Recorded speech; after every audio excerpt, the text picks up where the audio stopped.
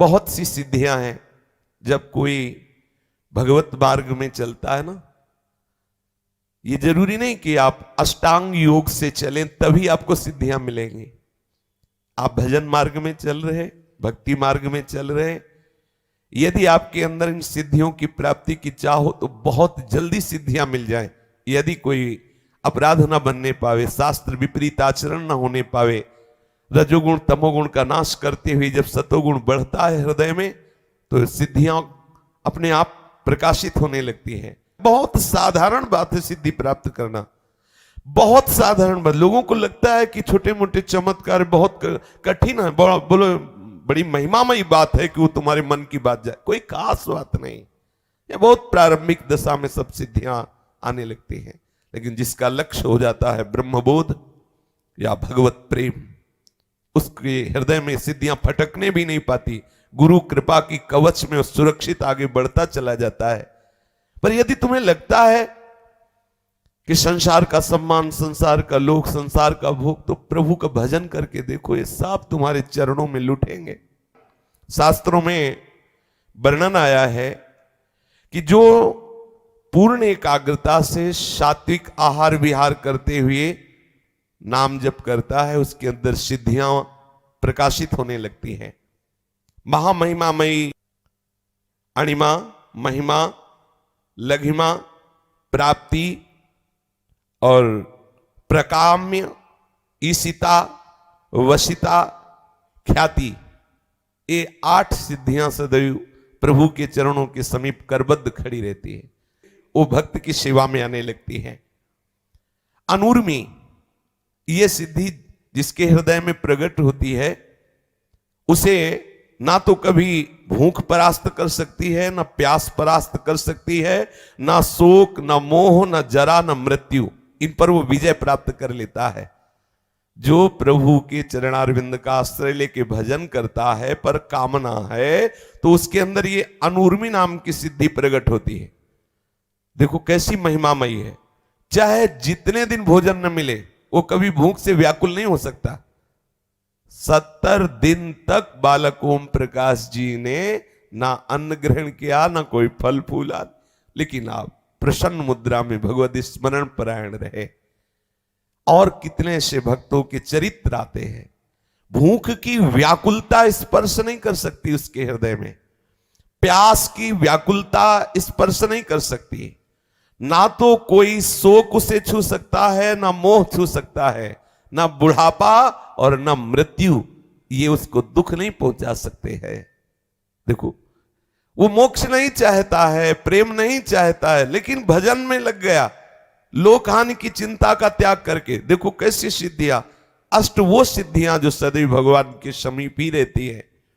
भगवान अंश मात्र से उस उपासक को दे देते हैं। और ये महामहिमामयी अनूर्मी नाम की सिद्धि प्रकट होती है।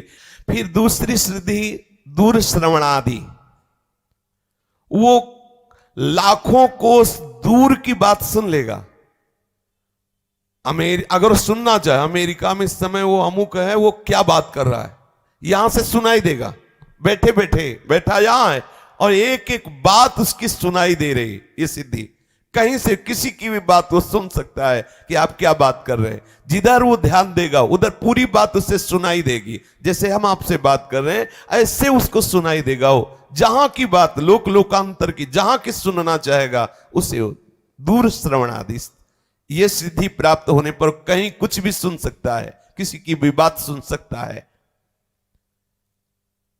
फिर दूरदर्शन आदि, यहां से बैठे बैठे वो देख सकता है ब्रह्मलोक में क्या हो रहा है, यहां से बैठे बैठे देख सकता है कलकत्ता में क्या हो रहा है, अमुक जगह क्या हो रहा है, देख सकता है, बैठे बैठे देख सकता है।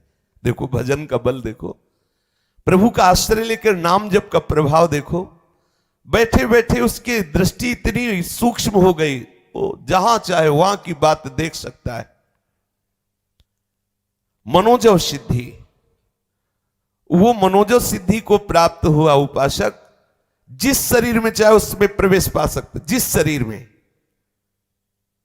उसके हृदय में भावना हुई कि मैं उस शरीर में, तो उसी के मन में प्रवेश कर गया।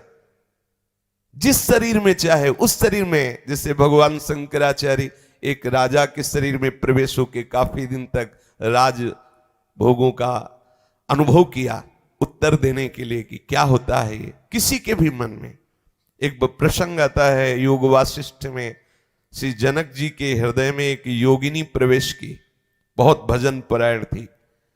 जनक जी भी पहुंचे हुए महापुरुष, जीवन मुक्त महापुरुष, उन्होंने कहा कि तू मेरे हृदय में कैसे आ गई। यद्यपि बाहर भी सिंहासन में बैठी थी और अंदर उनके हृदय में बैठ गई जाके। स्त्री शरीर, भजन परायण और सिद्धियों को प्राप्त किए हुए।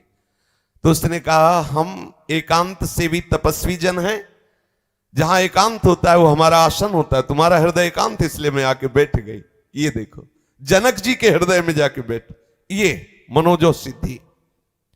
मनोवेग से जहां जाना चाहे वहां पहुंच जाए, जहां जाना चाहे, किसी के हृदय में जाना चाहे, दूर देश में संकल्प किया तत्काल पहुंच गया। मन जैसे अपना मन में सोचा तो जहां सोचा वहीं शरीर पहुंच गया। लो, न टिकट की जरूरत है न पास करवाने की जरूरत, जहां जहां जाना चाहे लोक लोकांतरों में। ये भजन का प्रभाव। इस मनोजो सिद्धि को प्राप्त चित्रलेखा जी ने पलंग सहित अनिरुद्ध जी को उठा लिया और ला करके बाणासुर के महल में विराजमान किया और कहा सखी यही थे ना? बोले यही थे। ऐसा देखो कितनी बड़ी सिद्धि भगवान के चतुर्व्यूह अवतार में, जैसे राम लक्ष्मण भरत शत्रुघ्न, ऐसे ही वासुदेव संकर्षण प्रद्युम्न और अनिरुद्ध। ऐसी महामयी मनोजो सिद्धि को उपासक प्राप्त कर लेता है।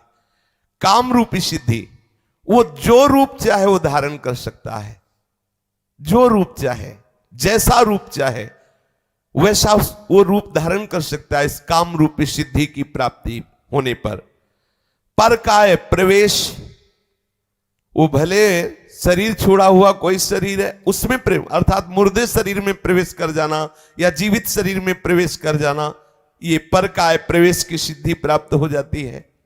जो सात्विक भाव से स्वच्छंद मरण, जब चाहे तब शरीर छोड़े, ना चाहे तो ना छोड़े, ये कोई भगवत प्राप्ति वाली बात नहीं है। चांगदेव नाम का एक महात्मा 1400 वर्ष का, ये कोई सतयुग त्रेता की बात नहीं, महाराष्ट्र में श्री ज्ञानदेव जी महाराज के दर्शन करने में आया, सिंह पे बैठ के सांप की चाबुक लेकर के। ऐसा तो इसका तात्पर्य है कि इस स्वच्छंद मरण सिद्धि को प्राप्त है, लेकिन ना तो उसके अंदर विशुद्ध बोध है ना भगवत प्रेम है। श्री ज्ञानदेव जी के आगे उसका धूल दूसरित हो गया है सब अहंकार सिद्धियों का। और देखो भजन का प्रभाव देखो, चबूतरे में बैठे थे श्री ज्ञानदेव जी महाराज, तो पता चला कि योगी मिलने आ रहा है, तो चबूतरे से कहा हाँ चलो, तो चबूतरा चल दिया। और उसके होश उड़ गए कि मैं तो चैतन्य शेर को अपने वश में करके ला रहा हूं, सांप की चाबू, ये तो जड़ चबूतरा चल दिया। भजन का प्रभाव। फिर है देव क्रीड़ानुदर्शनों, ये सिद्धि जिसके हृदय में प्रकट होती, तो जैसे अपने लोग टेलीविजन देखते हैं ना, ऐसे वो जिस लोक के वो खेल देखना चाहे, क्रीड़ा के विविध प्रकार के, विलासता के, वो सब देख सकता है। गंधर्व लोक में कैसी क्रीड़ा हो रही, देवलोक में कैसी क्रीड़ा हो रही, ये सब यथा संकल्प संसिद्धि, जैसा संकल्प करे ठीक वैसे ही कार्य होगा। ये सिद्धि प्राप्त होने पर जैसा संकल्प करेगा वैसे ही सामने परिवर्तन हो जाएगा। चाहे वो जड़ वस्तु हो चाहे चैतन्य वस्तु हो, उसके संकल्प के अनुसार चलना होगा। यह सिद्धि प्राप्त हो जाती है। अप्रतिहत गति, उसकी आज्ञा को कोई उल्लंघन नहीं कर सकता। जिसके अंदर सिद्धि, जो आज्ञा करेगा उसका पालन ही करना पड़ेगा, बलात् करना पड़ेगा, उसकी गति को कोई रोक नहीं सकता। यह सिद्धि जिसके हृदय में अप्रतिहत गति प्रकट होती है। त्रिकालज्ञता, भूत में क्या हुआ, भविष्य में क्या होगा, वर्तमान में क्या हो, सब उसे पता हो जाता है इस सिद्धि के प्राप्त होने पर।